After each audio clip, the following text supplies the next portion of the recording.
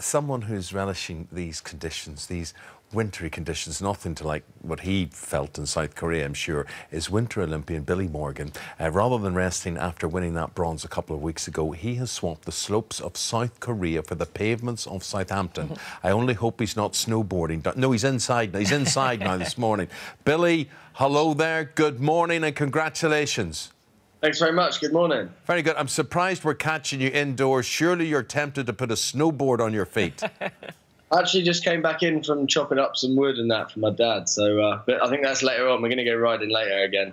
Were you voluntarily chopping wood? Did he say, get out there and chop the wood, son? A little bit of both, I think. Now, we've been looking... Oh, his fire won't be as good as mine, I'll tell you that much anyway. But we've got a lovely one glowing here. Billy, we've been looking at footage of you snowboarding, but this time around where you live. Where were you going? What were you doing? That was actually in Essex. A friend of mine was down from Sheffield, Paddy Graham. So I went up to see him and the Red Bull guys, and we had a little ride up there. But yeah, it was good fun.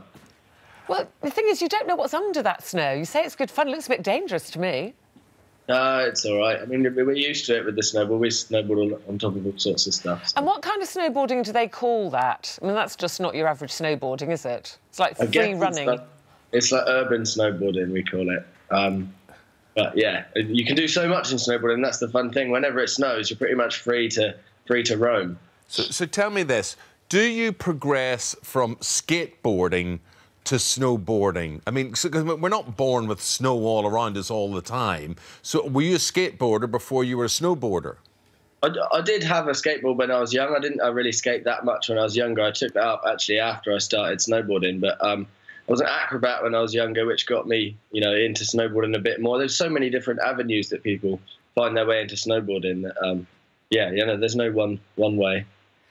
Billy, how are you coping with the cold? What's it like where you are in Southampton, and how does it compare to being in Korea for the Winter Olympics?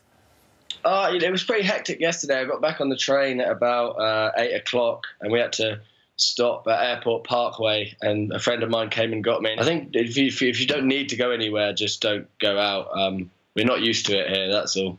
But what were you used to, or how used were you to what was going on in South Korea? I mean, when we're talking cold, give us a description of how cold. I mean, like, you see that lovely wee bristly beard thing you have there? Did that, like, all go crackly and freeze up and things, or...?